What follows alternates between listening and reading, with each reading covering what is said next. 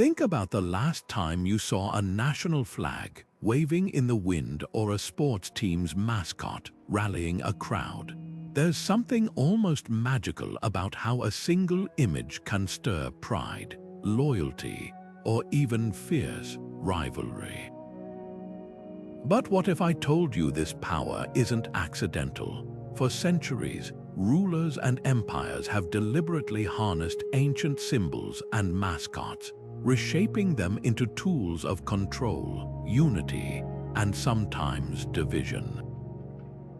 These aren't just decorative emblems, they're psychological weapons, carefully crafted to tap into our deepest instincts of belonging and identity.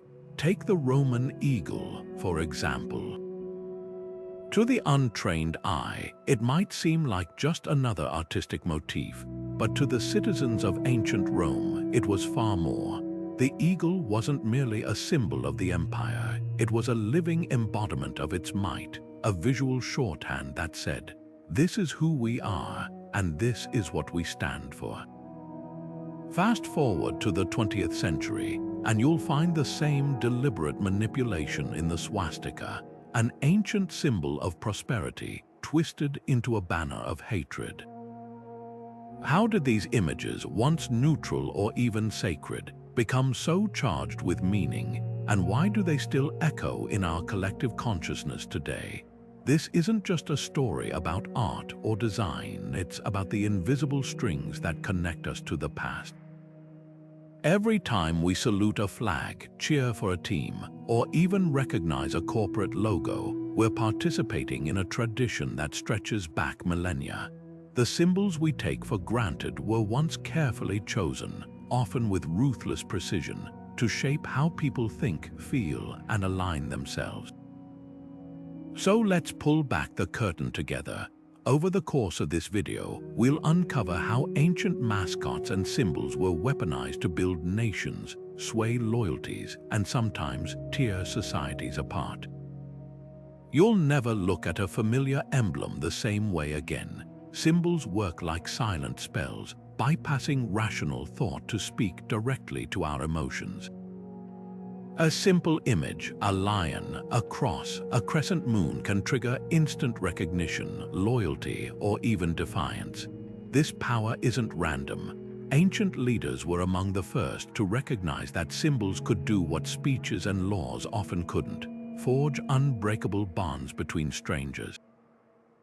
Think of the pharaohs of Egypt who wrapped themselves in the imagery of the falcon god Horus. To the people, this wasn't just a ruler, it was divinity made flesh, a walking emblem of order and protection. But symbols don't just unite, they divide. The same image that inspires one group can terrify another. Take the dragon, revered in Chinese culture as a bringer of rain and wisdom, yet feared in medieval Europe as a harbinger of chaos. This duality made symbols irresistible to those in power. By claiming a shared emblem, leaders could turn scattered tribes into nations, convincing people they were part of something greater. And once that connection took root, it could be twisted. The Vikings' Thor's hammer, once a protective talisman, later became a rallying cry for far-right movements. The symbol stayed the same, but its meaning was hollowed out and refilled with new intentions. What's fascinating is how these ancient tactics still shape our world today. Modern flags, logos, and even sports team mascots operate on the same psychological principles. When a crowd roars as their team's eagle or warrior takes the field, they're not just cheering for athletes, they're renewing an ancient ritual of belonging. And just like in the past, those in power know precisely how to wield that energy. Whether it's a political party adopting a historic color or a corporation using mythic imagery in branding, the playbook hasn't changed. Symbols remain the ultimate shortcuts to our hearts and minds, ready to be claimed, reinterpreted, and sometimes weaponized all over again. The Roman Aquila wasn't just a piece of metal atop a pole. It was the beating heart of an empire's identity. Imagine being a soldier in the legions, staring up at that golden eagle as it caught the sunlight. It wasn't merely a marker of your unit, it was a promise. A promise that Jupiter himself favored Rome, that every battle fought under its shadow was divinely ordained. Losing the Aquila in combat wasn't just a tactical failure, it was a spiritual catastrophe. Entire campaigns were launched to recover lost eagles, not because of their material value, but because their absence struck at the myth of Roman invincibility. Augustus understood this power better than anyone. When he transformed Rome from a republic to an empire, he didn't just change the government, he rewrote the story. The eagle became his co-author. By placing it on coins, monuments, and military standards, he fused military might with celestial approval. Every time a citizen saw that eagle, they weren't just seeing a bird, they were seeing Augustus's unspoken argument: Rome rules because the gods will it. This wasn't symbolism, it was psychological warfare waged with feathers and guilt. And the brilliance of it, the eagle wasn't even originally Roman. It was borrowed from the Etruscans and earlier Mediterranean cultures, stripped of its old meanings and reforged into a new narrative. That's the playbook empires have used for millennia. Take a symbol with existing reverence, hollow it out, and fill it with your own agenda. Look at how the United States later adopted the eagle, pairing it with arrows and an olive branch to signal both power and peace, a deliberate echo of Rome's duality. But Rome's eagle wasn't unique in its political shape-shifting. The lion, a near-universal symbol of courage, has been claimed by everyone from English kings to Ethiopian emperors, each twisting its meaning to fit their reign. Even the humble oak tree, sacred to Celtic druids, was repurposed by European monarchs to represent steadfastness. The lesson is clear: symbols don't have fixed meanings, they're blank slates waiting for the powerful to write their stories upon them. And once those stories take root, they're almost impossible to erase. What's chilling is how these ancient strategies still breathe in modern politics. When a nation today slaps an eagle on its currency or a lion on its coat of arms, it's not just decorating, it's invoking centuries of subconscious association. The symbols haven't retired, they've just changed uniforms. Long before it became synonymous with hatred, the swastika held a place of reverence across continents and cultures. In Sanskrit, its name literally means well-being, a far cry from the horrors it would later represent.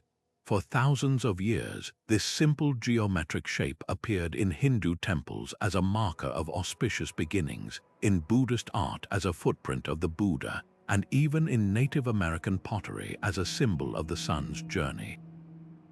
Archaeologists have found its likeness in ancient Greek coins and Byzantine churches. It was a universal shorthand for good fortune, appearing everywhere from wedding invitations to shop signs in early 20th century America. Then came the hijacking, when the Nazi Party needed a visual anchor for their myth of Aryan superiority. They didn't invent something new, they plundered the past. The swastika's ancient roots gave their racist ideology a false veneer of historical legitimacy. By tilting the symbol and drowning it in blood-red banners, they performed a kind of dark alchemy, transforming a sacred sign into a weapon. The speed of this inversion was staggering. Within a decade, a symbol that had represented peace for millennia became irrevocably linked to genocide. What makes this transformation particularly chilling is how deliberately it was engineered. Nazi propagandists didn't just adopt the swastika, they systematically rewrote its story. Textbooks were purged of its Eastern origins, replaced with fabricated tales of Germanic tribes carrying it as a battle standard. Ancient Sanskrit texts mentioning the symbol were selectively quoted to suggest some imagined Aryan connection. This wasn't just appropriation, it was historical erasure with a purpose. the goal wasn't just to claim a symbol, but to sever it from its true past and graft it onto a fictional one. Today, the swastika presents us with an impossible question. Can symbols heal? In parts of Asia, the original form still appears in temples and festivals, its meaning preserved through continuous tradition. But elsewhere, the weight of association is too heavy. Efforts to reclaim it have largely failed, not because the symbol itself is inherently toxic, but because trauma lingers in collective memory. A Jain monk in India might see it as sacred, but a Holocaust survivor's grandchild will always flinch. This duality forces us to confront an uncomfortable truth. Symbols don't belong to those who create them, but to those who inherit them. The swastika's journey reveals something fundamental about how symbols function in society. They're not passive decorations, but living artifacts that absorb the meanings we pour into them. A single generation's actions can overwrite millennia of tradition, proving that no symbol is safe from reinterpretation or corruption. That's why studying this transformation isn't just about understanding history. It's a warning about how easily the past can be weaponized when we forget where symbols truly come from. Dragons slither through the collective imagination of cultures worldwide, yet their meanings couldn't be more different depending on where and when they appear. In medieval Europe, the dragon was the ultimate villain, a fire-breathing embodiment of chaos that had to be vanquished by heroes like St. George or Beowulf. These weren't just thrilling tales, they were political theater. When a king or saint slew a dragon in art or literature, it wasn't merely entertainment, it was propaganda. The message was clear: this ruler has the divine right to conquer disorder and protect the realm. The dragon became a convenient stand-in for whatever threat a kingdom faced, whether invading armies or internal rebellion. Halfway across the world, the same creature took on an entirely different role. In China, the dragon wasn't a monster to be feared, but a celestial force of nature, weaving through clouds and controlling the rains. Emperors wrapped themselves in its imagery, claiming direct descent from these majestic beings.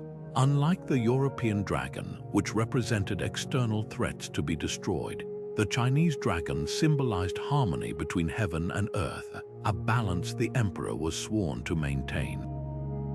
The imperial throne was even called the dragon seat, and the creature adorned everything from robes to architecture, reinforcing the idea that the ruler wasn't just a man but a living link between the divine and mortal worlds.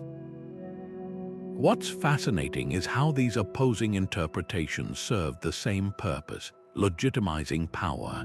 England's Henry Roman VII, who seized the throne after years of civil war, deliberately revived the red dragon of Welsh legend as his personal emblem.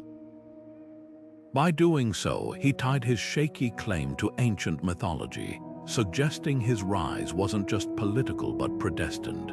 Meanwhile, in China, the dragon's association with water and fertility made it the perfect symbol for an emperor's duty to ensure prosperity. The same creature that represented terror in one culture symbolized benevolence in another, proof that symbols are clay, molded to fit the hands of those who wield them. But dragons weren't the only serpents to slither into the halls of power. The Ouroboros, the snake eating its own tail, appeared in Egyptian, Greek, and Norse traditions as a symbol of cyclical renewal. Alchemists later adopted it to represent eternal transformation, while rulers used it to suggest their dynasties were part of an unbroken, natural order. Even today, medical insignia featuring snakes echo Asclepius's healing staff, while the caduceus, with its entwined serpents, carries associations of commerce and diplomacy. These creatures, whether feared or revered, demonstrate a universal truth. Symbols gain power not from what they are, but from the stories we attach to them. The dragon's dual nature forces us to confront an unsettling question: Can any symbol truly be neutral? When European colonial powers encountered the dragon in Asia, they often misinterpreted it as a sign of barbarism, blind to its sacred role. Meanwhile, Chinese scholars viewed Western dragon slayers as crude and violent. This cultural clash wasn't just about art, it was about worldview. The dragon, like all potent symbols, became a battleground for competing visions of authority, morality, and identity. Today, as these ancient motifs resurface in flags, corporate logos, and even sports team mascots, their old tensions linger beneath the surface, reminding us that the stories we tell about symbols are never just stories. They're the invisible architecture of power. Picture an eagle with two heads, each gazing in opposite directions, one eye fixed on the spiritual, the other on the temporal. This arresting image didn't emerge from thin air. It was a masterstroke of political theater. The double-headed eagle first spread its wings in the Byzantine Empire, where emperors wielded it as a visual manifesto. Here was a creature that could literally watch over both church and state, its twin crowns balancing divine authority and earthly power. But the real genius lay in its adaptability. When the Holy Roman Empire later adopted the symbol, they weren't just copying Byzantium, they were staging a symbolic coup. Their version claimed to bridge East and West, positioning their rulers as heirs to both Roman tradition and Christian destiny. What's remarkable is how this medieval emblem became a time-traveling diplomat. After Constantinople fell in 1453, Russia's Tsars seized the double-headed eagle, stitching it onto their coats of arms as proof they were the Third Rome. Never mind that Moscow was hundreds of miles from either ancient capital. The symbol did the heavy lifting, creating an illusion of unbroken imperial lineage. Centuries later, Albania would perform a similar trick, resurrecting the eagle to connect their young nation to Illyrian kings who'd supposedly used it first.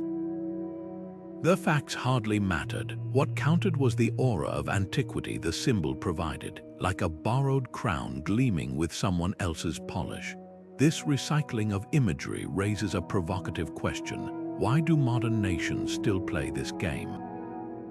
Look at Montenegro's flag or Serbia's coat of arms today, and you'll spot the same two-headed sentinel. The answer lies in the psychology of legitimacy. Symbols like these aren't just decorative, they're time machines. A well-chosen emblem can compress centuries of history into a single glance, allowing fledgling states to drape themselves in the gravitas of fallen empires. It's no accident that so many revolutions begin by burning old flags and end by minting new coins stamped with even older symbols. But the double-headed eagle's endurance also reveals a darker truth about nationalism. Unlike the swastika, which was forcibly reinvented, this symbol's power comes from its ambiguity. To Byzantines, it spoke of unity. To the Habsburgs, it signaled dominion. To modern Balkan states, it's a banner of resilience. Like a mirror, it reflects whatever mythology its users need proof that the most potent symbols aren't those with fixed meanings, but those elastic enough to stretch across centuries and ideologies. When a nation adopts such an icon, it's not just claiming a design. It's auditioning for a role in an ancient story, hoping the past will lend weight to its present ambitions. The eagle's silent vigilance reminds us that symbols never truly retire. They simply wait, perched in the archives of history, until new hands dust them off and declare them relevant again. Whether that's a gift or a curse depends entirely on who's wielding them and which heads they choose to listen to. The lion's mane ripples on England's coat of arms, not because it's the most common animal in the British Isles. It's decidedly not, but because medieval kings needed a symbol that roared authority. When Richard the Lionheart stamped lions onto his royal seal in the 12th century, he wasn't celebrating local wildlife, he was borrowing a myth. the lion had long been a pan-European emblem of courage, borrowed from ancient Assyrian reliefs and biblical tales. By claiming it, English monarchs grafted their lineage onto a pre-existing story of heroic kingship.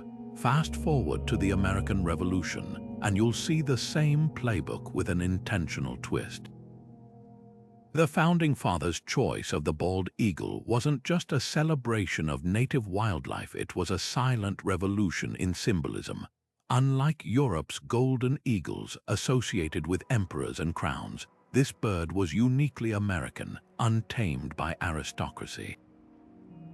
Its selection was a calculated snub to the old world, proof that new nations don't just adopt symbols, they weaponize them, but national animals aren't static. They evolve with the cultures that wield them. Consider Russia's bear, which lumbered from folklore into geopolitics. Early Western cartoons often depicted Russia as a clumsy, sleeping bear, a stereotype the Kremlin eventually co-opted. By embracing the image, Russian leaders turned an insult into an assertion of raw power. Today, the bear appears on everything from political party logos to Olympic uniforms, its meaning fluid enough to represent both folkloric warmth and geopolitical muscle. This adaptability reveals a core truth. National animals aren't chosen for what they are, but for what they can be made to represent. Yet these symbols carry hidden costs. When Canada's maple leaf flag replaced the British ensign in 1965, it wasn't just a design change, it was an erasure. Indigenous nations had their own sacred animals, from the thunderbird to the wolf, none of which factored into the new national imagery. Similarly, Mexico's golden eagle, perched on a cactus with a snake in its beak, references an Aztec legend, but that narrative sidelines the country's diverse pre-Hispanic cultures. The eagle's dominance in official iconography quietly reinforces the idea that some histories matter more than others. Even seemingly inclusive symbols can divide. India's adoption of the Bengal tiger as a national animal in the 1970s was meant to showcase ecological pride. But when conservation laws to protect tigers clashed with the rights of tribal communities living in reserves, the tiger became a flashpoint. The very symbol meant to unite a nation instead exposed tensions between environmentalism and human rights.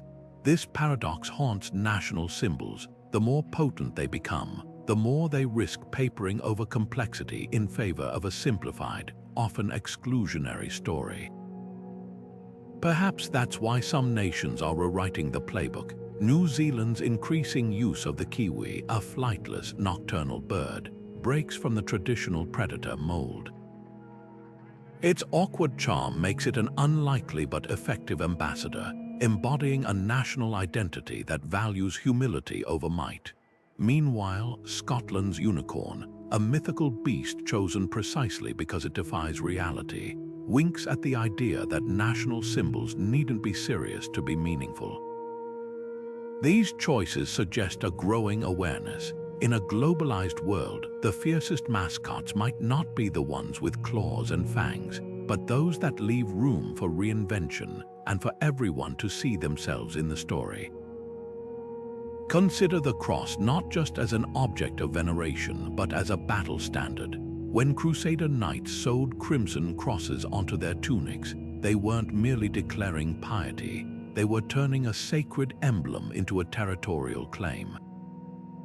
To the medieval mind, this wasn't hypocrisy, it was divine logic. If God had chosen them as his instruments, then their wars were holy by default. The cross, once a symbol of sacrifice and redemption, became a banner under which cities burned and cultures were erased. Yet this transformation wasn't unique to Christianity. The Ottoman Crescent, adopted after the conquest of Constantinople, followed the same playbook. What began as an ancient celestial symbol became a visual shorthand for Islamic supremacy, emblazoned on flags that flew over 3 continents. These symbols didn't just represent faith, they weaponized it. Take the Star of David, which spent centuries as a decorative motif before Zionism reclaimed it as a national emblem. Its adoption wasn't merely aesthetic. It was a deliberate act of resistance, asserting Jewish identity in a world that had often denied it. But here's the paradox. The more these icons became tied to national identity, the harder it was to separate their spiritual meaning from their political weight. When Finland includes a cross on its flag, is it proclaiming Lutheran heritage or Nordic unity? When Pakistan's flag bears a crescent, does it signal Islamic faith or post-colonial independence? The lines blur until the symbol itself becomes a Rorschach test. Every viewer sees what they expect to see. This ambiguity is precisely why religious symbols remain such potent tools in nationalism's toolbox. They come preloaded with emotional resonance, bypassing rational debate to speak directly to collective memory. Serbia's flag, with its Byzantine cross, doesn't just honor Orthodox tradition, it silently stakes a claim to Kosovo, where medieval monasteries stand as stone witnesses to lost kingdoms. Similarly, the crescent moon on Algeria's flag isn't merely decorative. It's a defiant echo of the Ottoman era, a reminder that colonial borders couldn't sever ties to a broader Islamic world. These symbols don't just reflect identity, they actively shape it, pressing ancient narratives into service for modern conflicts. Yet the most fascinating cases are those where the original meaning gets lost in translation. Ethiopia's Lion of Judah, borrowed from biblical prophecy, became a secular emblem of imperial authority, so much so that when Haile Selassie gifted lion cubs to Western zoos in the 1930s, they were received as diplomatic envoys. The lion's theological roots faded, replaced by a new mythos of African sovereignty.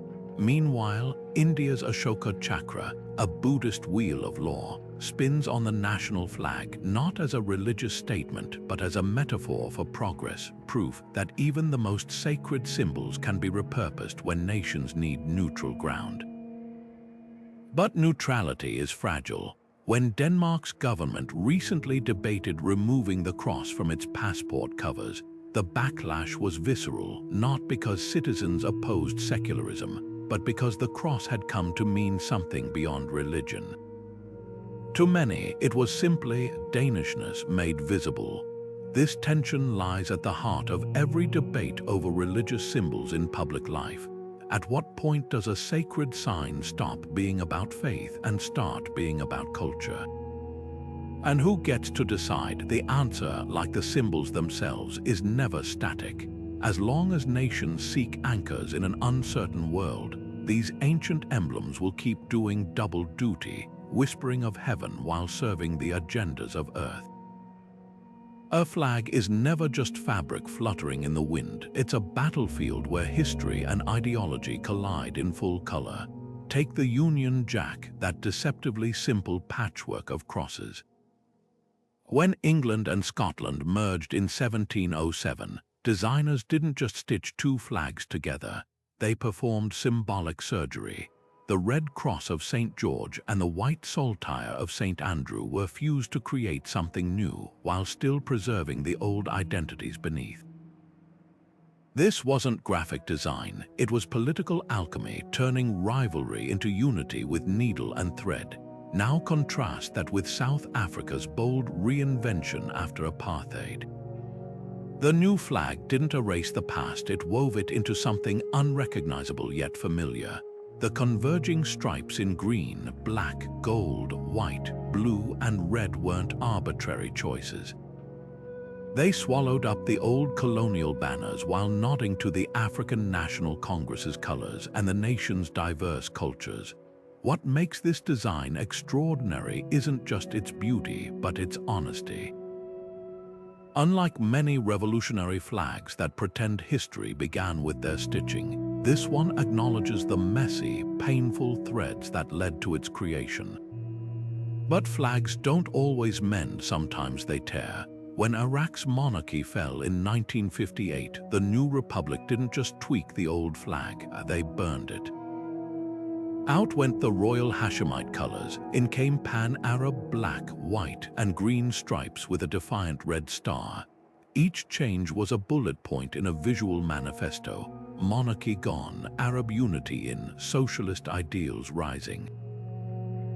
This wasn't decoration, it was visual shock therapy for a nation learning to see itself anew.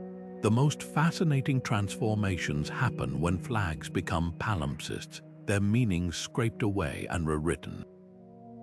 Mexico's tricolor remained after their revolution, but the eagle and cactus emblem at its center morphed subtly. The predatory bird now faced right instead of left, a tiny change with huge implications. To the designers, this wasn't just artistic tweaking, it symbolized the revolution's forward momentum. Similarly, when Rwanda replaced its red, yellow, and green flag after the genocide, the new blue, green, and gold banner wasn't merely prettier, it was psychological first aid. The elimination of red, that universal color of blood and anger, was a deliberate act of collective healing stitched into national identity. Yet for all their power to unite, flags can also divide with terrifying efficiency. The same Confederate battle flag that some wave as a symbol of heritage was resurrected in the 1950s specifically to oppose civil rights, a fact etched into the timelines of its adoption by southern states. Meanwhile, Taiwan's flag provokes Beijing simply by existing, while Tibet's banned flag becomes more potent in exile than it ever was at home. This duality reveals flags' uncomfortable truth. They're not just symbols of who we are, but weapons in the eternal struggle over who gets to decide what that means. Perhaps that's why flag desecration laws exist in so many nations, not because fabric is sacred, but because the stories we hang on it are. When protesters burn flags or athletes kneel before them, they're not attacking cloth, but challenging the narrative stitched into it. The outrage these acts provoke proves flags work exactly as intended, as lightning rods for loyalty, contempt, and everything in between.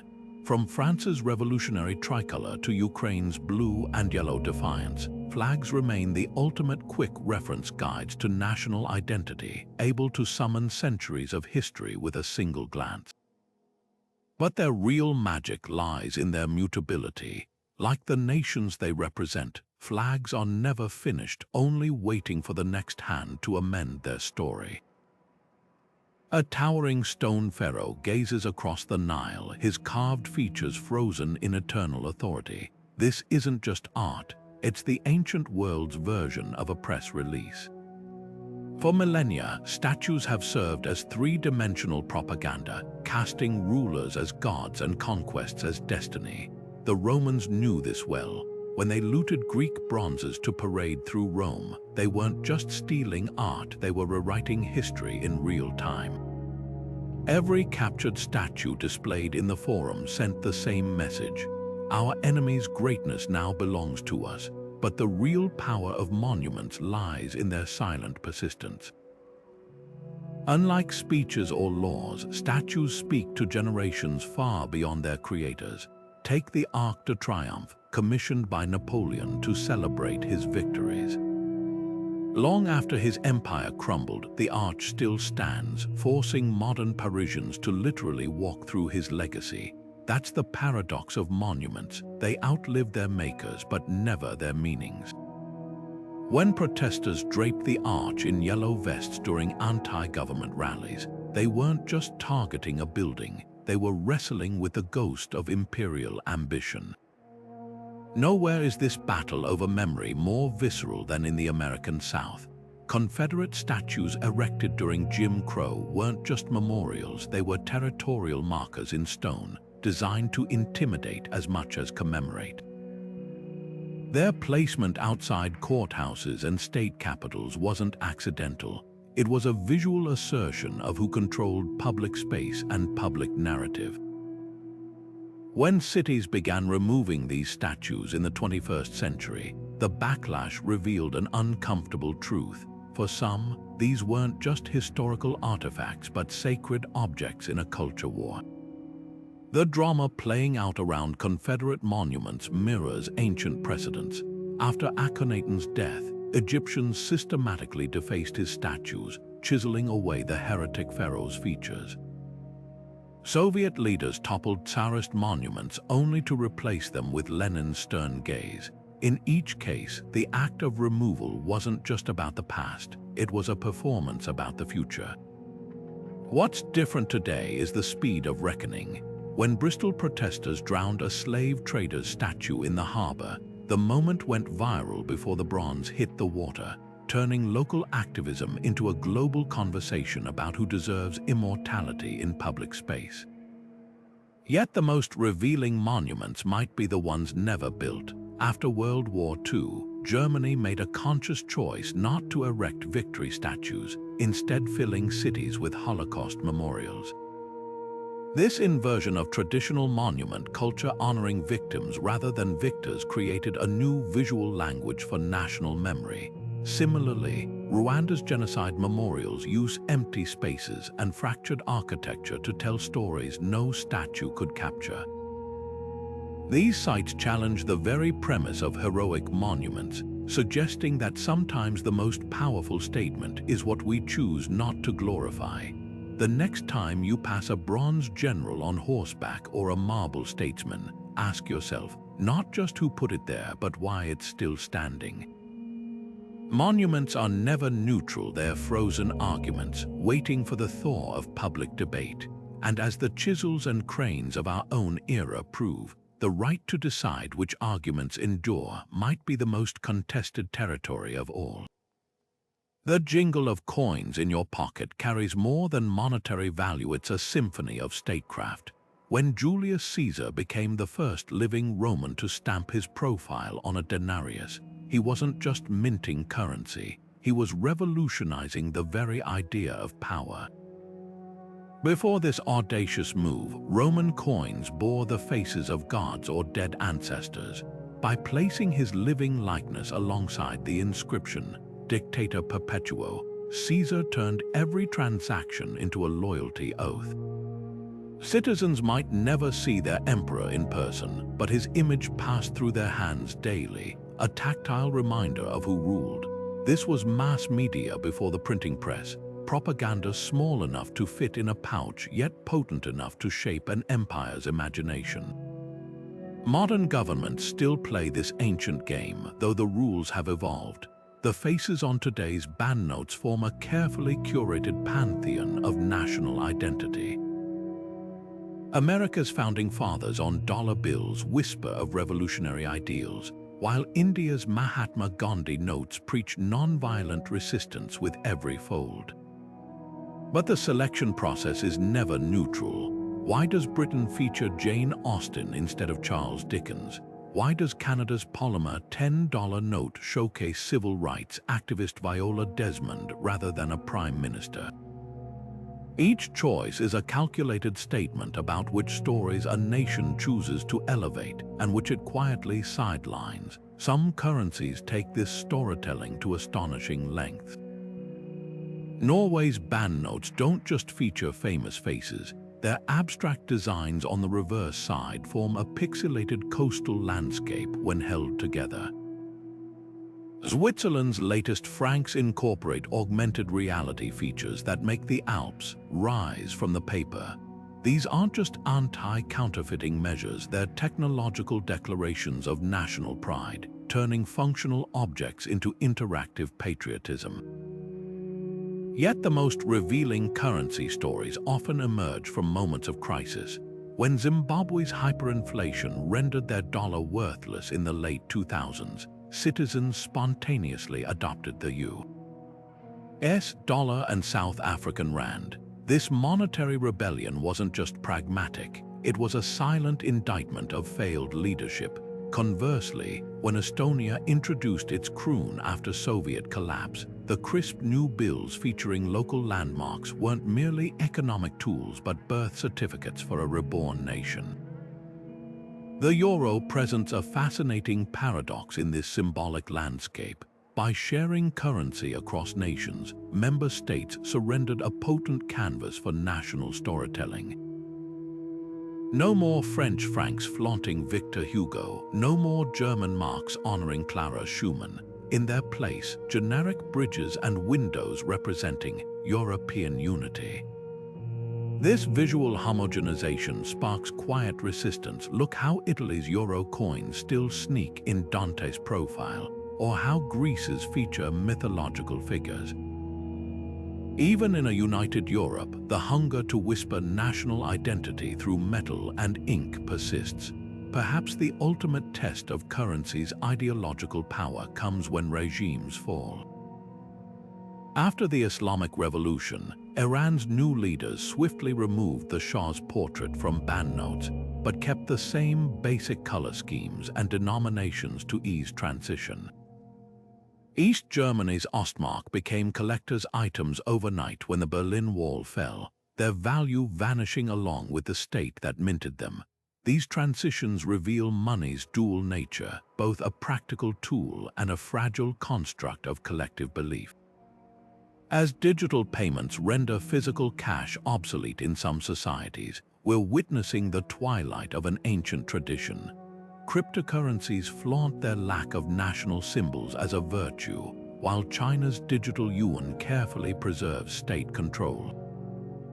The battle for our wallets has always been a battle for our minds, and even in an increasingly cashless world, the question remains, whose stories will survive when money becomes invisible?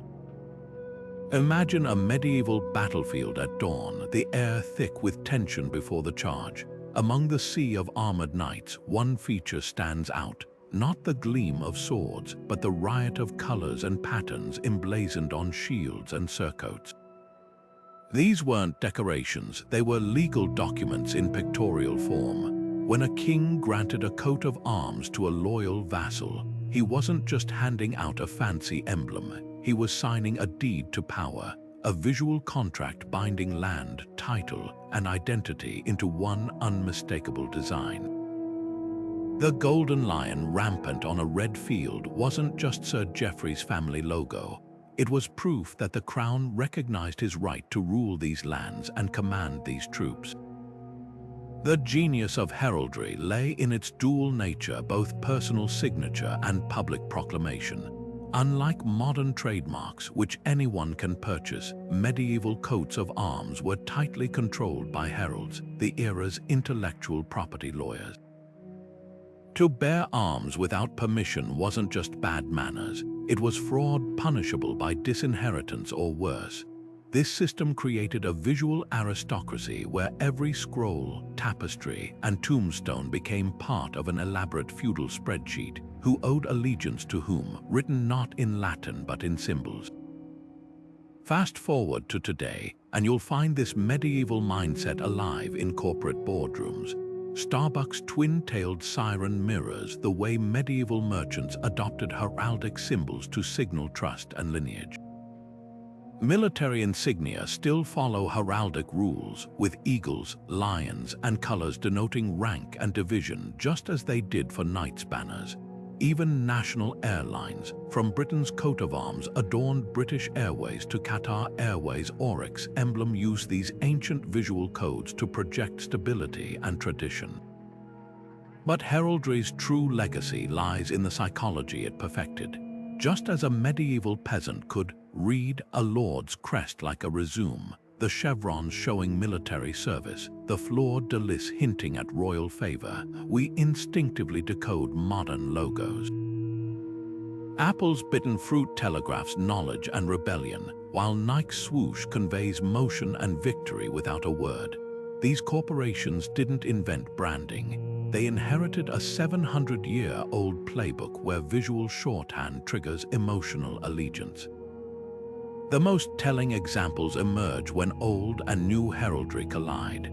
Harvard University's Shield 3 open books with veritas, truth, inscribed functions exactly like a medieval coat of arms, asserting institutional authority. Meanwhile, tech startups mimic heraldic beasts with mascots like Twitter's Bluebird or Firefox's Flaming Fox, creatures designed to feel both timeless and approachable. The language has changed, but the spell remains the same. See this symbol, trust this power. What medieval heralds understood, and modern marketers rediscovered, is that humans are pattern-seeking creatures who crave visual tribes. Whether it's 14th century knights riding under shared banners or 21st century fans wearing team jerseys, the impulse remains identical: to belong to something larger than ourselves, signaled by symbols that outlast words. The next time you glance at a logo, remember, you're not just seeing a clever design, but the ghost of a system that once bound kingdoms together, one colorful crest at a time. Every civilization craves a dramatic origin story, the kind that begins with twin brothers nursed by a she-wolf or a sword pulled from a stone. Rome didn't just emerge from a collection of villages. It was supposedly destined by the gods, founded by Romulus after he killed his brother Remus in a dispute over omens. Britain's King Arthur, whether he existed or not, became the perfect figurehead for a nation longing to believe its roots were as noble as its ambitions. These myths weren't just entertaining tales, they were political tools stitching together disparate tribes under a single, glorious heritage. What's fascinating isn't just that these stories were invented, but how eagerly they were embraced. When medieval chroniclers like Geoffrey of Monmouth penned elaborate accounts of Arthur's court, they weren't writing fiction, they were crafting spiritual deeds to land. A nation without an ancient hero was like a manor without a title, vulnerable to rivals. So Arthur morphed from a shadowy warlord into a chivalric emperor, his legend expanding to fill the gaps in England's shaky historical record. The message was clear: we were never just invaders or upstarts, we were always meant to rule. Rome took this fabrication to another level. The myth of Romulus and Remus didn't just explain the city's founding, it erased its messy reality. By claiming descent from the Trojan prince Aeneas, Romans positioned themselves as heirs to a civilization older than Greece's. Never mind that archaeology shows Rome began as a rough settlement of huts. The myth gave it instant prestige. Emperors leaned hard into this narrative, building temples to the twins and minting coins with their image. Even when scholars like Livy admitted the tale was probably allegorical, the symbolism was too potent to discard. But why do modern nations still cling to these dubious origin stories? Switzerland's William Tell, who likely never shot an apple off his son's head, remains a national icon. Korea's foundation myth of Dangun, born from a heavenly prince and a bear-turned woman, is taught in schools as quasi-history. The answer lies in the human need for belonging. A shared myth, no matter how fanciful, creates an unbroken thread linking past and present. It tells citizens, you aren't just random inhabitants of a landmass, you're part of an eternal legacy. The darker side emerges when these legends exclude as much as they unite.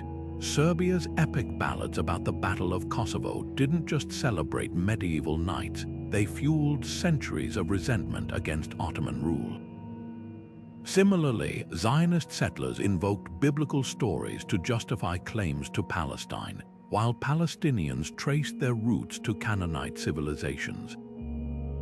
When myth becomes fact, land becomes destiny, and disputes become holy. Yet some nations have flipped the script. America, lacking an ancient past, turned its founders into mythic figures: Washington the Unbreakable, Franklin the Wise. But unlike Romulus or Arthur, these were real people whose flaws were airbrushed rather than invented outright. The result is a different kind of legend, one that celebrates pragmatism over divine right, suggesting a nation's greatness lies not in its origins but in its ideals. Perhaps that's the ultimate test of a founding myth, not whether it's true, but what it asks us to believe about ourselves. Are we chosen people destined for glory? Or are we something rarer, a people who choose our own story, one generation at a time? The answer, like the myths themselves, is never set in stone.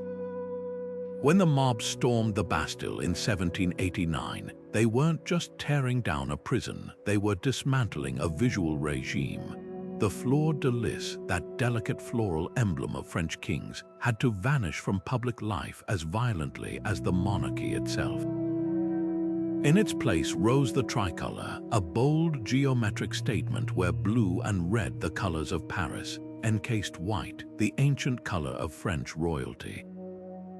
This wasn't just a new flag, it was a visual revolution proclaiming that power now flowed from the people, not the crown. The same fervor swept Russia in 1917 when Bolshevik workers took chisels to every Tsarist eagle they could find, replacing them with the hammer and sickle's stark simplicity. These symbols didn't just represent change, they enforced it, acting as visual censors that scrubbed the old order from coins, uniforms, and even the facades of buildings. Yet the fate of revolutionary symbols holds an irony. The more successful they are at overthrowing the past, the quicker they become part of the establishment they once opposed. France's tricolour, born in rebellion, now flies over government offices and military bases with the same authority the fleur-de-lis once commanded. The Soviet hammer and sickle, designed to celebrate proletarian unity, eventually grew as rigid and bureaucratic as the Tsarist double-headed eagle it replaced.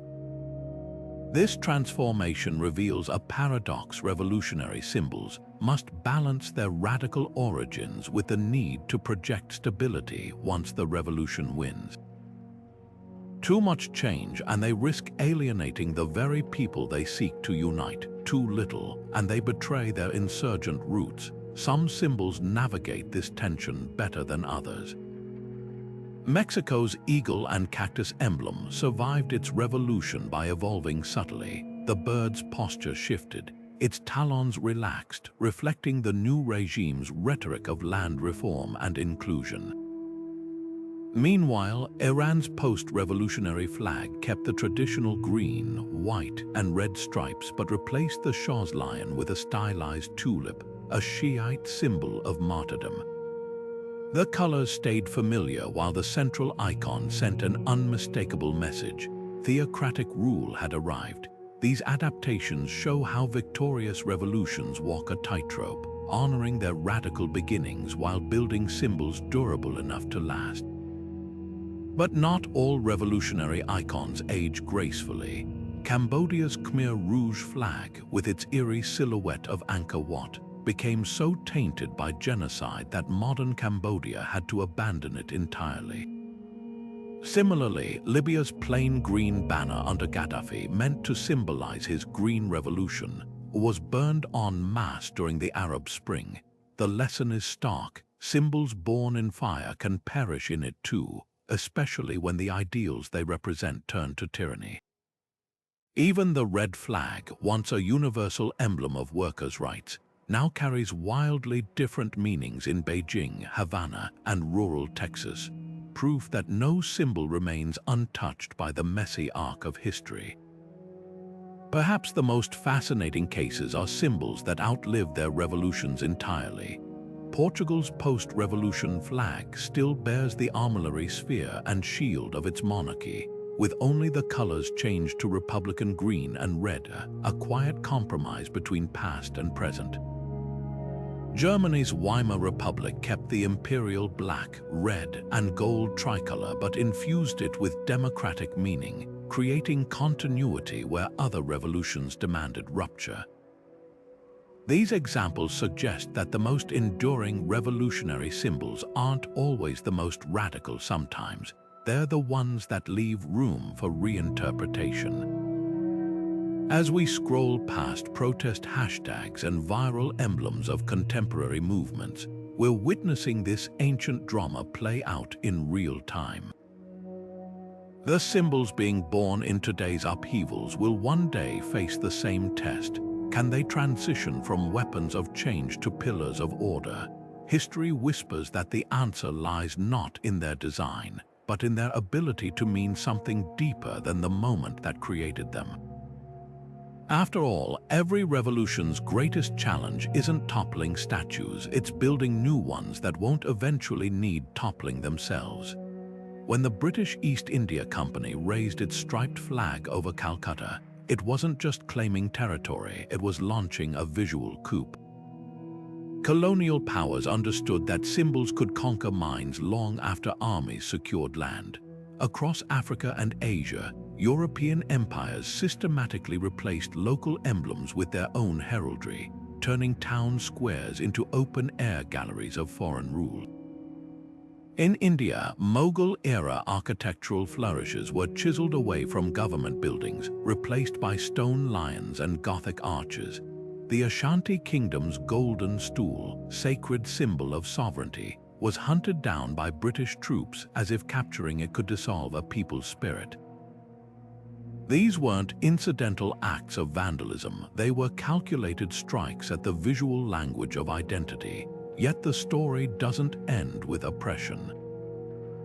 When Ghana became the first sub-Saharan colony to gain independence in 1957, its new flag didn't just discard the British ensign, it resurrected the red, gold, and green of the ancient Ethiopian Empire, colors that had once flown over Timbuktu and Great Zimbabwe.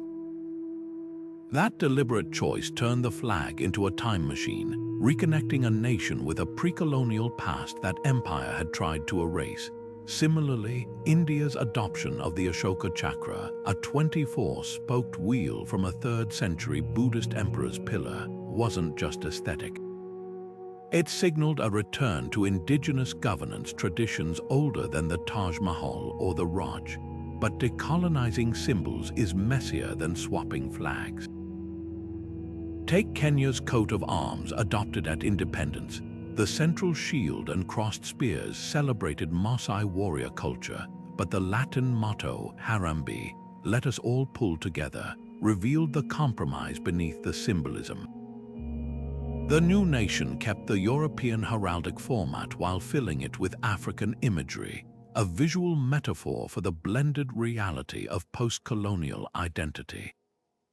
Even Canada's ongoing struggle to indigenize its symbols, from replacing the Queen's image on currency to recognizing the Métis infinity flag, shows how imperial emblems cling like burrs to a nation's psyche. The most poignant battles often unfold in the shadows of colonial monuments. When Portugal withdrew from Mozambique in 1975, the new Marxist government didn't just topple statues, they repurposed them. The bronze likeness of explorer Vasco da Gama in Maputo became a plinth for an abstract sculpture celebrating liberation, literally casting the colonizer as a stepping stone. Meanwhile, in Martinique, activists have spent decades petitioning France to remove statues of Empress Josephine, the island-born wife of Napoleon who supported slavery. Each time the statues are decapitated or splashed with red paint, they become flashpoints in an unresolved conversation about who gets to control public memory. Perhaps the ultimate test of symbolic decolonization lies in currency. Nigeria's redesigned Naira notes feature local wildlife instead of British monarchs, while Barbados recently removed Queen Elizabeth from its bills after becoming a republic. But some wounds run deeper than ink and paper. Australia's $5 note still bears the British monarch on one side, while the other honours Parliament House, an architectural echo of London's Westminster. These lingering traces reveal how empire embeds itself in the daily rituals of economic life, making true symbolic independence a generational project. The question isn't just whether former colonies can reclaim their symbols, but whether those symbols can carry the weight of both past and future. When South Africa incorporated the San people's ancient rock art into its new coat of arms, it was a gesture of inclusion but also a reminder that some cultural threads, once severed, can't be neatly rewoven. The real work of decolonization may lie not in erasing colonial symbols, but in creating new ones robust enough to hold multitudes' emblems that acknowledge the rupture of empire while making space for identities still becoming. After all, a symbol's power isn't just in where it points backward, but in how clearly it helps a people imagine themselves forward. When the Olympic flame first flickered over Berlin in 1936, the world saw more than just athletic competition. It witnessed a masterclass in symbolic manipulation. The Nazi regime didn't just host the games, they weaponized them, turning every swastika emblazoned banner and eagle-topped podium into a billboard for racial superiority. Even the marathon route was carefully staged to pass under the Brandenburg Gate, framing runners as if they were marching into a new Aryan dawn. This wasn't sport, it was theater, with every mascot and medal designed to whisper one insidious message: some belong here more than others. Fast forward 56 years to Barcelona, where the games answered with a visual revolution of their own. The mascot cobaya, a cubist dog resembling a child's doodle, wasn't just cute, it was a deliberate rejection of Berlin's stark iconography. Where the Nazis had used classical figures to project power, Barcelona embraced playful abstraction, its opening ceremony featuring a flaming arrow shot over the heads of athletes from warring nations. The symbolism couldn't have been clearer: sports as a bridge, not a battleground. Yet the tension between these two approaches still plays out every time a team takes the field. Consider the Washington Commanders' recent name change from a racial slur, a belated acknowledgement that mascots aren't just fun and games when they caricature living cultures. Meanwhile, New Zealand's All Blacks performed the haka, a Maori war dance, not as appropriation but as partnership, with players learning its significance from indigenous elders. The difference lies in who controls the narrative. Are these symbols being imposed or shared? College campuses reveal another layer of this struggle. Notre Dame's fighting Irish leprechaun taps into Irish American pride, while Florida State's Seminoles were endorsed by the Seminole tribe of Florida, yet both exist in the same contentious ecosystem. The line between tribute and theft often comes down to consent, proving that modern mascots are more than logos, they're litmus tests for who gets to define identity. Even the colors we cheer for carry hidden histories. Italian soccer teams wear blue not because of their flag, but as a nod to the royal house of Savoy. Barcelona's Blaugrana stripes memorialize a 19th century merchant's ribbon sample. These seemingly trivial choices become tribal markers, activating the same us versus them instincts that once painted Celtic warriors with woad before battle. The next time you put on a team jersey or chant with a crowd, listen closely. That surge of belonging isn't accidental, it's the echo of ancient rituals, repurposed for the age of stadium lights and social media. Whether these symbols unite or divide depends not on their design, but on who gets to write the story behind them. And that's a game with much higher stakes than any scoreboard can measure. Latin wasn't just the language of Rome, it was the glue that held an empire together. Imagine a soldier stationed on Hadrian's Wall receiving orders carved into wax tablets, or a merchant in Carthage haggling over prices with numerals he'd learned from legionaries. Across thousands of miles and countless cultures, Latin became the operating system of imperial control, transforming Gauls, Iberians, and North Africans into Romans simply by the words they spoke. This wasn't accidental. Rome's leaders understood that shared language creates shared identity, a lesson modern nations still wield like a sword. Centuries later, French played a similar role in the courts of Europe. Diplomats from Madrid to Moscow didn't just adopt French for its elegance, they used it because power spoke with a Parisian accent. The Treaty of Westphalia, which redrew Europe's map in 1648, was drafted in French, not German. Napoleon's legal code spread revolutionary ideals through syntax and grammar as much as through bayonets. Language here wasn't merely communication, it was cultural dominance disguised as necessity. But linguistic symbolism cuts both ways. When Quebec passed Bill 101 in 1977, mandating French on signs and in workplaces, it wasn't just about grammar, it was a bulwark against English assimilation. Street by street, menu by menu, the law rewrote Montreal's visual landscape, turning language into a shield for Francophone identity. Similarly, Israel's revival of Hebrew, a liturgical tongue frozen in ancient texts, wasn't academic curiosity. It was alchemy, transforming a scattered diaspora into a nation by giving them a living language rooted in sacred soil. The battle over words rages quietly in classrooms and courtrooms worldwide. Belgium's linguistic divide between Flemish and Walloon regions mirrors its political fractures. Singapore's Speak Mandarin campaign in the 1980s aimed to unify Chinese dialects but inadvertently erased cultural nuances. Even the European Union, with its 24 official languages, spends a fortune on translators not just for practicality, but because refusing to choose a lingua franca is itself a statement, a rejection of any single culture's dominance. What's revealing is how these policies reveal unspoken hierarchies. Rwanda switched from French to English after the genocide, aligning with Anglophone East Africa rather than its Francophone colonizers. Ukraine's post-Soviet embrace of Ukrainian over Russian wasn't just linguistic preference, it was a declaration of independence in every syllable. Meanwhile, the rise of emojis and internet slang creates new visual dialects that bypass traditional power structures entirely.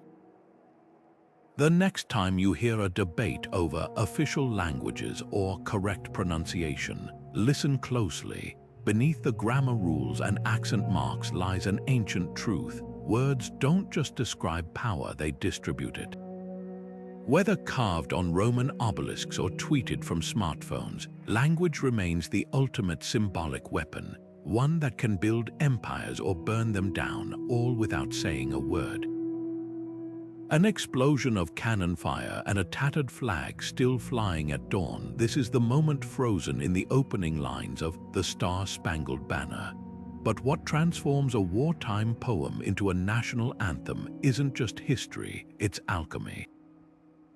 When Francis Scott Key scribbled those verses during the War of 1812, he wasn't writing a song, he was bottling a feeling. The same alchemy turned La Marseillaise, a revolutionary marching chant penned overnight by a French army officer, into a melody that still raises goosebumps 2 centuries later.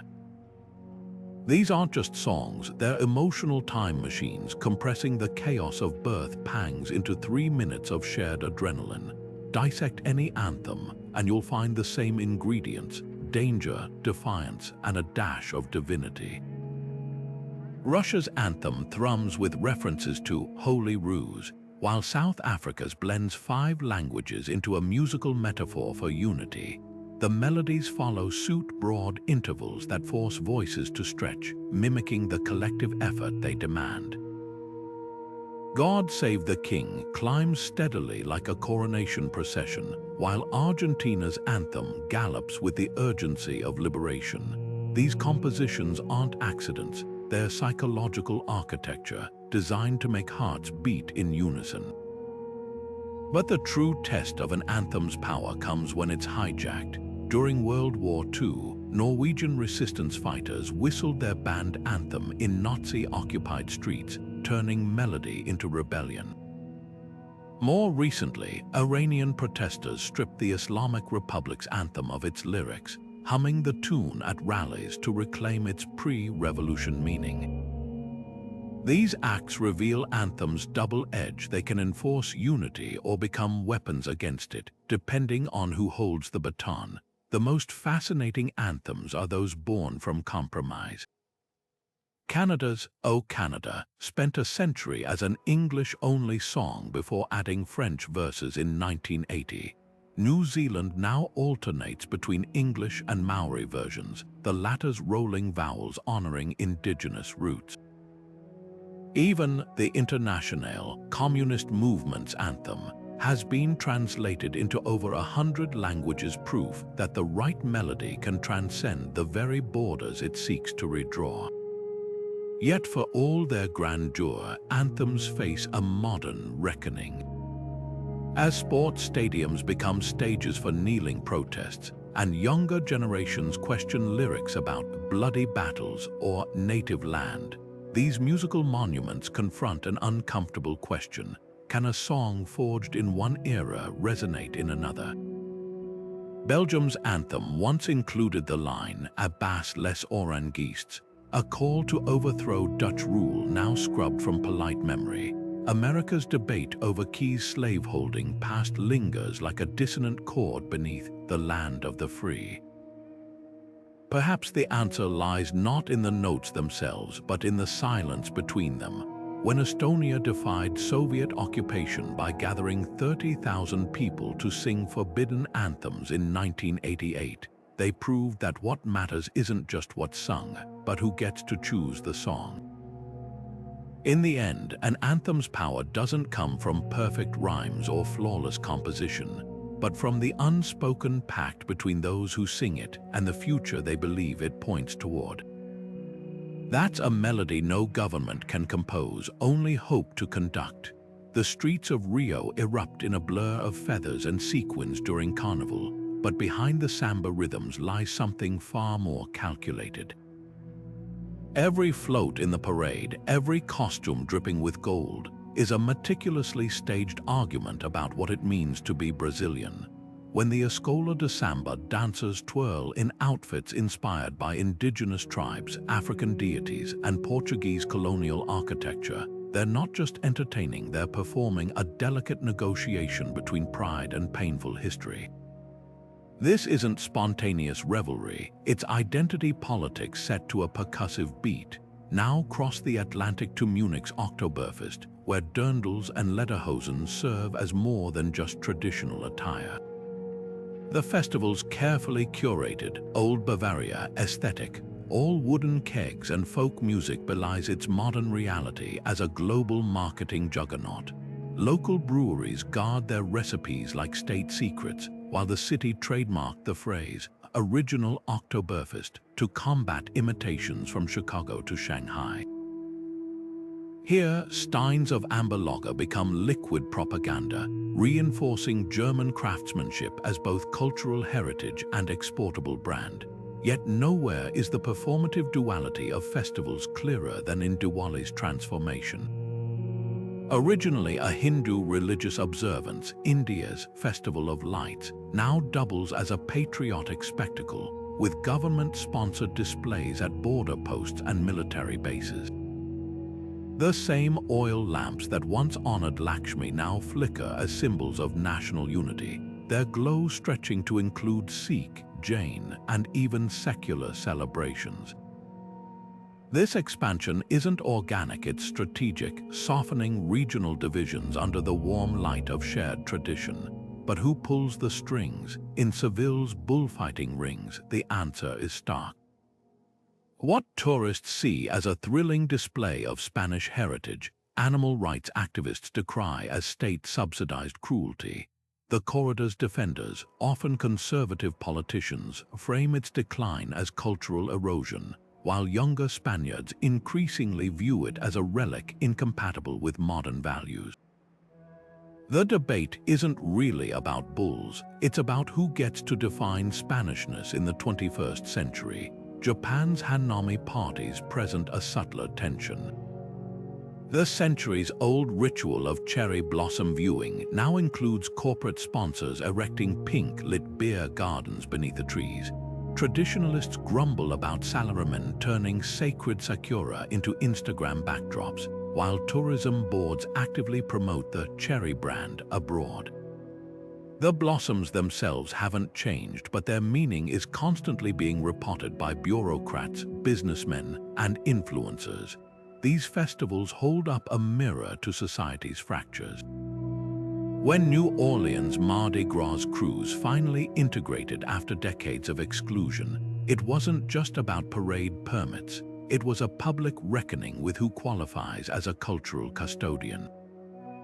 Similarly, China's Lunar New Year galas, broadcast to billions, carefully balance ethnic minority performances with Han majority dominance, scripting unity while quietly reinforcing hierarchy. The true power of these celebrations lies in their plausible deniability. Dancing in the streets feels like liberation, not indoctrination. Yet every time we don a costume or join a toast, we're voting with our feet, endorsing someone's version of history, someone's vision of belonging. The masks we wear at Carnival aren't just disguises. They're invitations to temporarily become the characters our cultures ask us to play.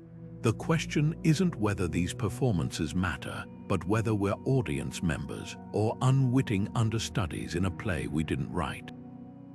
Open a Japanese history textbook and you'll find the rising sun flag depicted as a benign emblem of tradition, a symbol of festivals and maritime pride.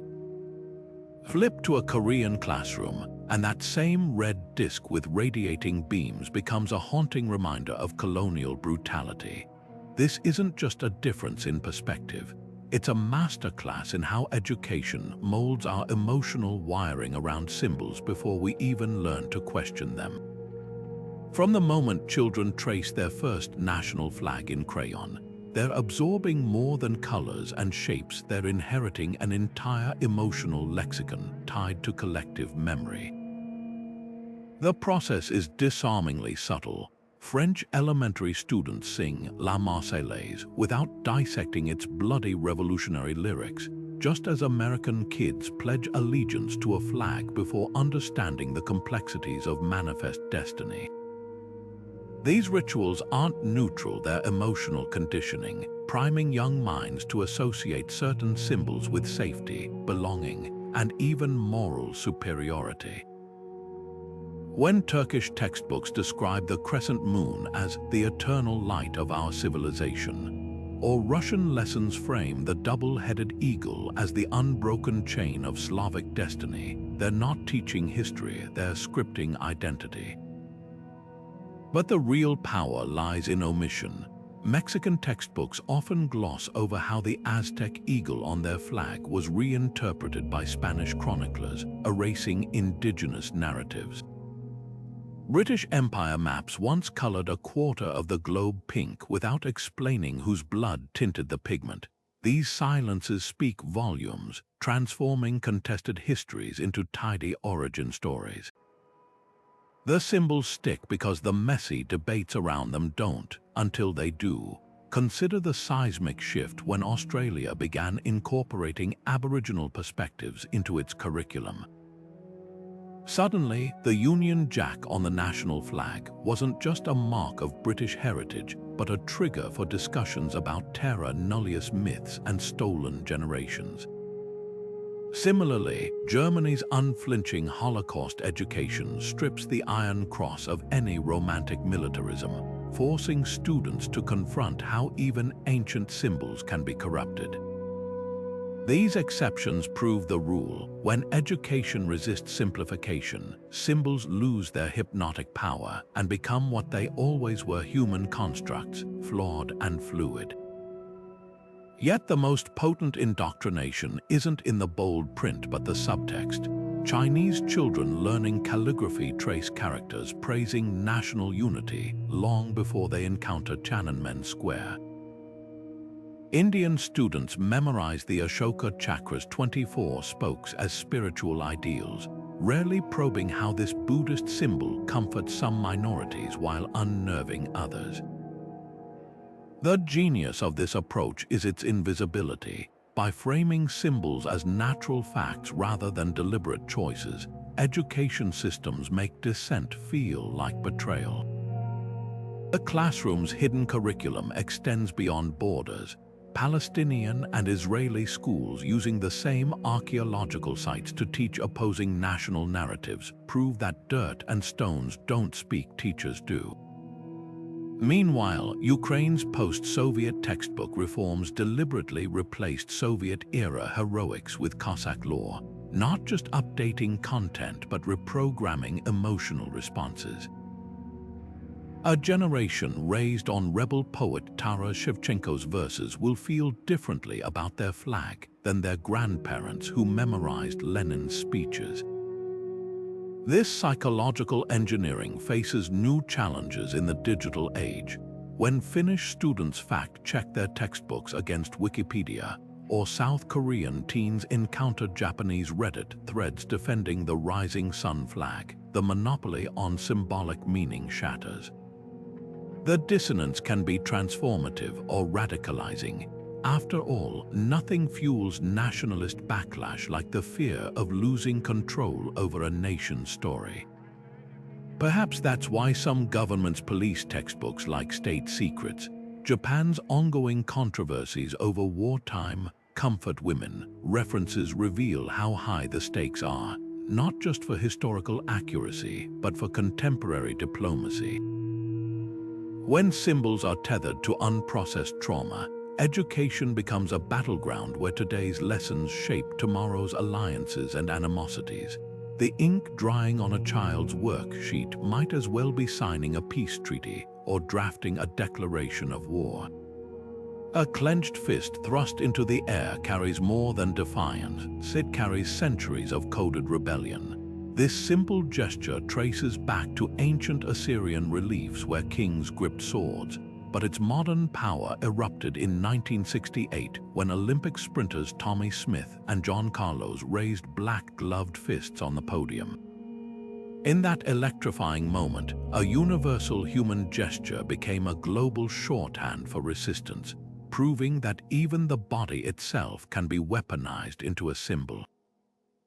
The raised fist journey reveals a fundamental truth. The most potent symbols of dissent are often those stolen back from the oppressor's toolkit. Ireland's harp offers a striking case study in symbolic reclamation. For centuries, the English crown stamped this elegant instrument on coins and documents as proof of their dominion over Irish land and culture. But in a brilliant act of semantic rebellion, 19th-century nationalists flipped the script. They adopted the same harp, only now it faced left instead of right, adorned with Gaelic motifs and the words, Ia go broch. What was once a mark of subjugation became a badge of pride, played at clandestine gatherings and embroidered on rebel banners. The instrument hadn't changed, but its meaning had been completely rewired. This alchemy of reinvention plays out in rainbow colors across the modern world. The pink triangle, sewn onto gay prisoners' uniforms in Nazi camps, was reclaimed by activists in the 1970s and transformed into a defiant emblem of LGBTQ+ rights. Similarly, the Black Power movement repurposed the term "Black is beautiful" from a cosmetic slogan into a radical affirmation of identity. These transformations follow a pattern: first dehumanization, then reclamation, and finally celebration, a three-act drama of symbolic resistance. Yet the process is never simple. When indigenous artists incorporate colonial-era trade beads into contemporary jewelry, they're not just crafting accessories, they're performing visual alchemy, turning tokens of exploitation into declarations of survival. The Maori Tamoko facial tattoos, once banned by British colonizers, now appear in corporate boardrooms as living challenges to assimilation. Even the humble corn tortilla has become a political statement in Mexican-American communities, its preparation a quiet rebuttal to industrialized food systems. But reclaiming symbols requires walking a razor's edge. The Confederate battle flag's adoption by Southern rock bands as heritage not hate shows how easily reclaimed symbols can slip back into toxicity. Similarly, some feminist attempts to rehabilitate the witch archetype risk glossing over the very real persecution behind the stereotype. The difference between empowerment and erasure often comes down to who controls the narrative and whether the wounds beneath the symbol have fully healed. Perhaps the most fascinating resistance symbols are those that operate in plain sight. During the Soviet era, Baltic singers transformed folk festivals into protests by performing banned national anthems under the guise of innocuous melodies. Modern Hong Kong protesters used umbrellas as shields against tear gas, turning everyday objects into icons of defiance. These examples reveal resistance symbolism's golden rule. The best tools for challenging power aren't always the loudest, but the most adaptable, able to hide in daylight until the moment demands their true meaning shine. The next time you see a raised fist on a protest poster or a rainbow flag in a shop window, look closer. These aren't just images, they're battlefields where meaning is perpetually contested. What begins as a tool of oppression can, with enough collective will, become a weapon of liberation, but only if those wielding it never forget where it's been and remain clear-eyed about where it's going. Symbols don't change on their own, people change them, one act of courageous reinterpretation at a time. Pepe the Frog began as an innocuous comic character lounging in a swamp, cracking jokes about life's simple pleasures. Within a decade, this green amphibian became a battleground hijacked by extremist groups, weaponized as a hate symbol, then desperately reclaimed by its creator. No medieval herald or Renaissance painter could have imagined how quickly a symbol's meaning could mutate in the digital age. Memes like Pepe don't just spread, they evolve at the speed of a trending hashtag, reflecting a world where identity isn't forged over centuries but coded, shared, and corrupted in real time. This acceleration changes everything. Where nations once had decades to cement a flag's meaning or a monument's legacy, digital symbols explode into consciousness overnight. The This Is Fine dog, originally a comic about climate denial, became a universal shrug against societal collapse. Wojak, a crude sketch of a bald man, morphed from an internet joke into a complex lexicon of emotions, each variation from doomer to zoomer, mapping generational anxieties. These images function like ancient heraldry for the disconnected age. No parchment or wax seal required, just a right click and save as. Yet the same features that make memes powerful, their adaptability, their ambiguity, also make them dangerously unstable. The OK hand gesture, a mundane signal for approval, was briefly but catastrophically co-opted by white supremacists as a covert symbol.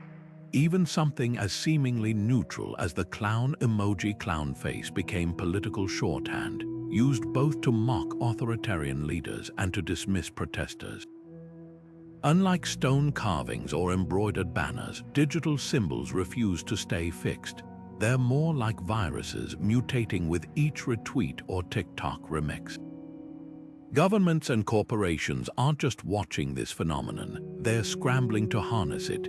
China's Little Pink nationalist bloggers weaponize cute anime aesthetics to drown out dissent, while Russia's troll farms repurpose Western memes to sow division. Meanwhile, brands try and often fail to manufacture their own viral mascots, as if authenticity could be coded like software.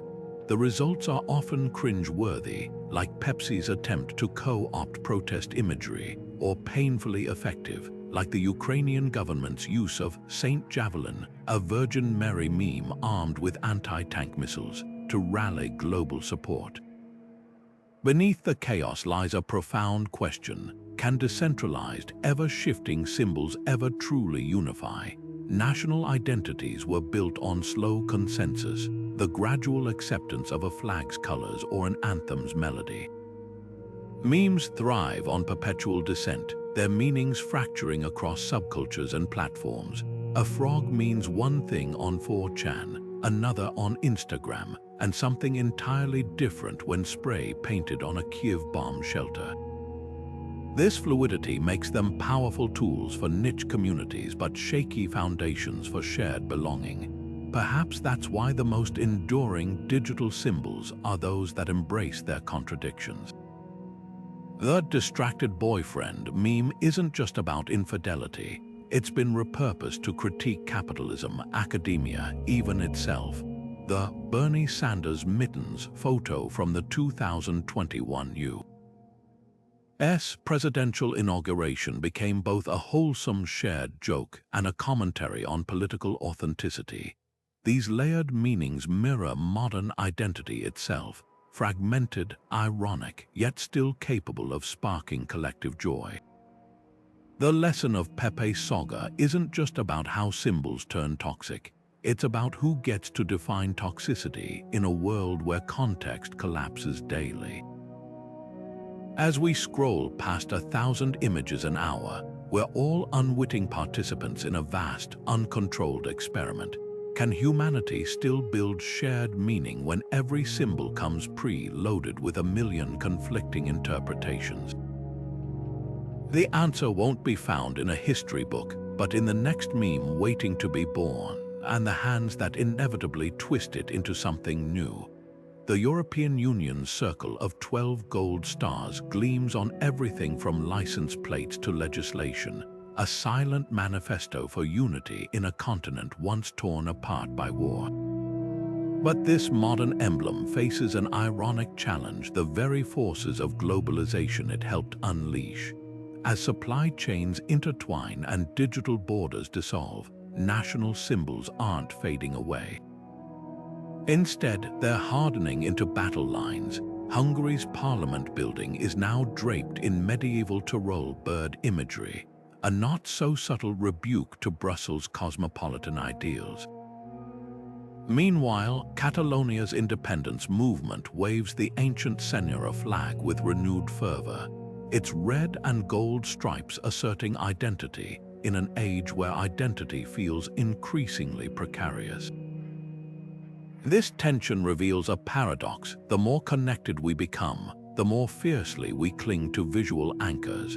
The EU's stars were designed to transcend nationalism, yet they now share space with resurgent emblems like Poland's white eagle and Greece's meander pattern, symbols that whisper of blood and soil to citizens uneasy about vanishing borders. Even commercial globalization inadvertently fuels this backlash. When McDonald's swaps its golden arches for maple leaves during Canada Day or serves samosas in Indian wrappers, it's not just marketing, it's proof that global brands must now pay tribute to local symbolism or risk rejection. Yet some ancient emblems are being stretched to fit new realities. The Japanese rising sun flag, once a militaristic icon, now adorns everything from fashion to anime, its meaning diluted through sheer commercial repetition. Similarly, the Celtic knotwork that once symbolized sacred unity now loops through corporate logos and tattoo parlors worldwide, divorced from its spiritual roots but still radiating a vague sense of heritage. These symbols survive not through rigid purity, but by becoming empty vessels ready to be filled with whatever meaning the times demand. The true test comes when symbols collide with demographic change. Denmark's 1,000-year-old Dannebrog flag now flies at LGBTQ+ pride parades, while South Africa's apartheid-era anthem has been rewritten to include Zulu, Sotho, and English verses. These adaptations aren't seamless. Every altered lyric or redesigned crest sparks outcry from traditionalists who see betrayal in compromise. But history shows us that symbols either stretch or snap. The Christian cross absorbed pagan sun imagery to spread across Europe, just as the Ottoman Crescent incorporated pre-Islamic Turkic moon worship. Survival has always required reinvention. Perhaps the most revealing battles unfold in the courtroom. India's Supreme Court recently ruled that the national flag could be made from khadi cloth only, preserving Gandhi's anti-colonial legacy against polyester imports. Switzerland fiercely protects its white cross against commercial misuse, while Mexico prosecutes anyone altering the coat of arms. These legal skirmishes expose the raw nerve beneath the pageantry. In a world where identities feel increasingly fluid, controlling symbols becomes a way to control the narrative itself. The future may belong to symbols that embrace multiplicity. New Zealand's passport now interlaces Maori Koru patterns with European heraldry, while Canada's multicultural policy birthed hybrid emblems like the Haida-inspired Unity flag. These experiments suggest that ancient symbols won't vanish. They'll layer like palimpsests, their original meaning still faintly visible beneath new interpretations. After all, a 12-starred flag never erased France's fleur de lis or Germany's Bundesadler. It simply gave them a new context to coexist.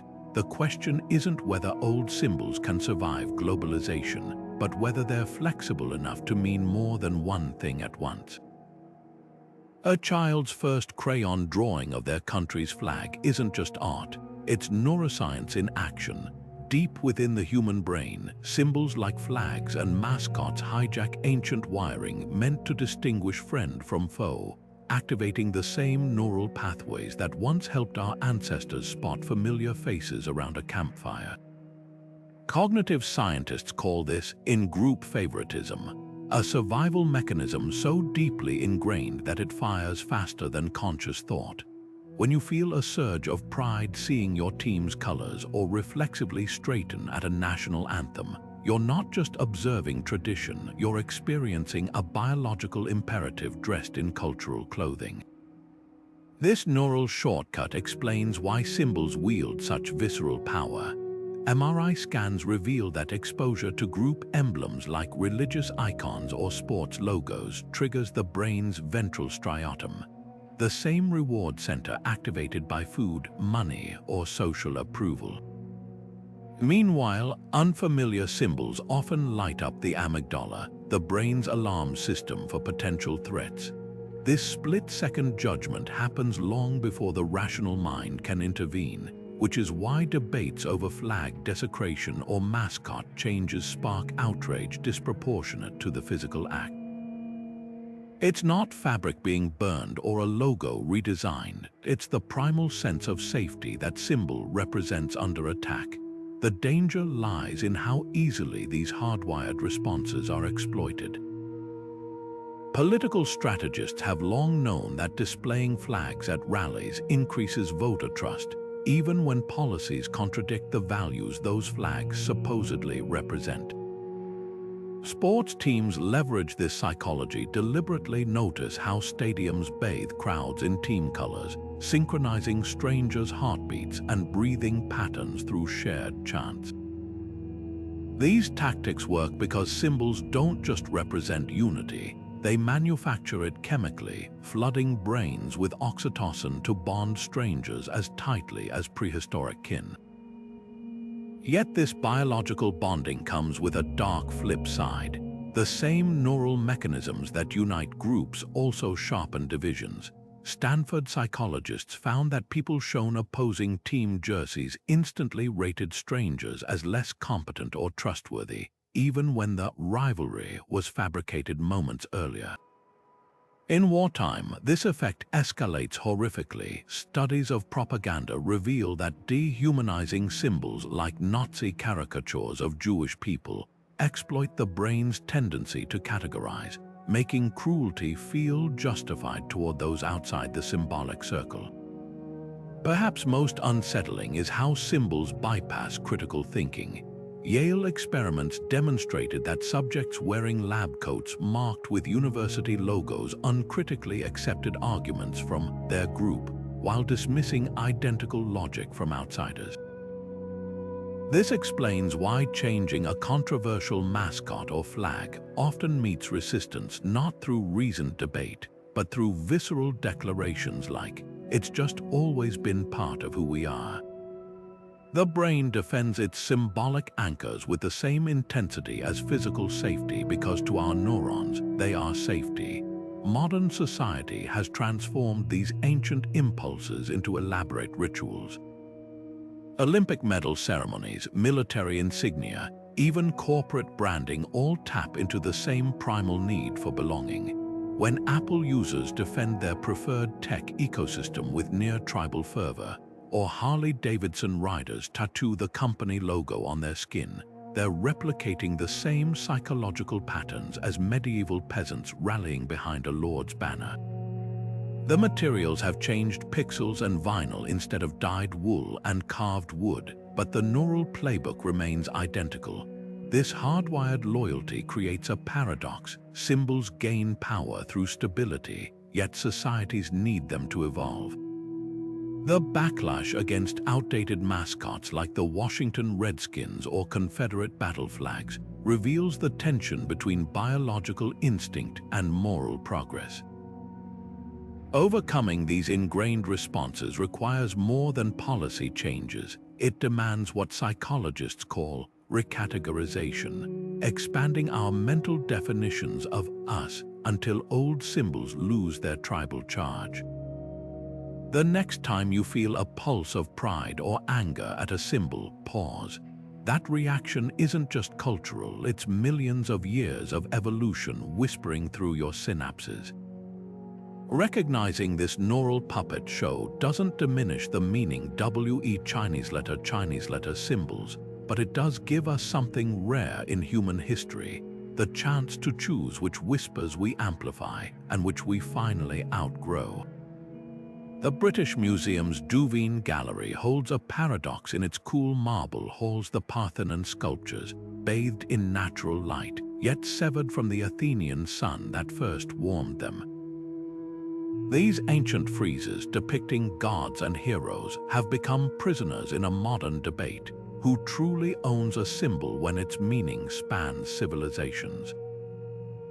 For Greece, the marbles aren't just art. They're the literal embodiment of national identity, ripped from their architectural context during Ottoman rule. For Britain, they represent the fruits of preservation, a narrative that conveniently glosses over Lord Elgin's dubious acquisition. This standoff isn't unique. From Native American totem poles displayed in European museums to Benin bronzes traded as colonial trophies, cultural symbols keep getting caught in the crossfire between preservation and possession. What makes these disputes so volatile is how they expose the fault lines in our ideas of ownership. Legal arguments cling to paperwork like Elgin's contested Ottoman firman, while emotional appeals speak of spiritual violation. The way a totem pole's power diminishes when separated from the community it was carved to protect. The Hopi tribe's struggle to reclaim sacred Kachina dolls from auction houses reveals this stark divide. To collectors, they're primitive art. To the Hopi, they're living embodiments of ancestors, their sacred roles desecrated behind glass display cases. The clash isn't just about objects, but about whose world you get to define their value. Yet some nations are rewriting this script through radical collaboration. Norway's Sami parliament now co-manages indigenous artifacts with museums, allowing ceremonial objects to periodically return to their communities for rituals before being preserved in climate-controlled collections. New Zealand's Te Papa Tongawa Museum sets another precedent, letting Maori tribes store ancestral remains in sacred spaces within the institution itself, blending Western conservation with indigenous belief. These models acknowledge a revolutionary idea. Maybe stewardship, not ownership, is the ethical path forward. Technology offers unexpected middle ground. The Acropolis Museum's empty metope slots, left waiting for the marble's return, now feature augmented reality projections that digitally reunite the fragments with their architectural home. Meanwhile, 3D scanning allows looted artifacts to be replicated for display while originals repatriate, an approach used with Ethiopia's Magdala treasures. These solutions aren't perfect, but they reveal how innovation might soften the all-or-nothing battles of the past. The deeper question lingers: can any institution, no matter how well-intentioned, ever truly own a symbol that breathes across millennia? The Rosetta Stone, pivotal in deciphering hieroglyphs, sits in London while Egypt builds a $1 billion museum to house its heritage. Both positions have merit. One celebrates the stone's role in global scholarship, the other its roots in Nile Valley soil. Perhaps the answer lies not in possession, but in partnership, rotating exhibits that let symbols serve as bridges rather than trophies, their meanings enriched by each place they temporarily call home. These conflicts remind us that symbols outlive the hands that carved them. The same Parthenon friezes that adorned a temple to Athena now spark debates about colonialism, identity, and repair. Their power isn't confined to marble, but in the conversations they force us to have about who gets to write history and who's still waiting to reclaim their chapter. From the golden eagles of Rome to the hashtags of today's digital movements, one truth echoes across the centuries: symbols are never just images. They're psychological triggers loaded with the collective memories, traumas, and aspirations of those who wield them. Think about the last time you instinctively straightened your posture during a national anthem or felt a surge of loyalty toward a sports team's colors. Those reactions aren't accidents, they're the result of careful cultivation, a kind of emotional engineering that rulers, revolutionaries, and marketers have perfected over millennia. But here's the twist: symbols don't hold power on their own. They're empty vessels until we pour our beliefs into them. The swastika was sacred before it was sinister. The rainbow flag was just a colorful stripe before it became a global emblem of equality. This fluidity is both their danger and their promise. A symbol can unite neighbors under a shared banner today, only to divide them tomorrow when its meaning shifts beneath their feet. The Confederate battle flag's journey from battlefield relic to hate group emblem to contested heritage artifact reveals how easily icons can be hollowed out and refilled with new ideologies. Yet this malleability also offers hope. Look at how Ukraine's trizub, a medieval trident once buried in history books, exploded into global consciousness as a digital rallying cry against invasion. Or how New Zealand's silver fern, long a sports logo, evolved into a national identity marker that feels both modern and rooted.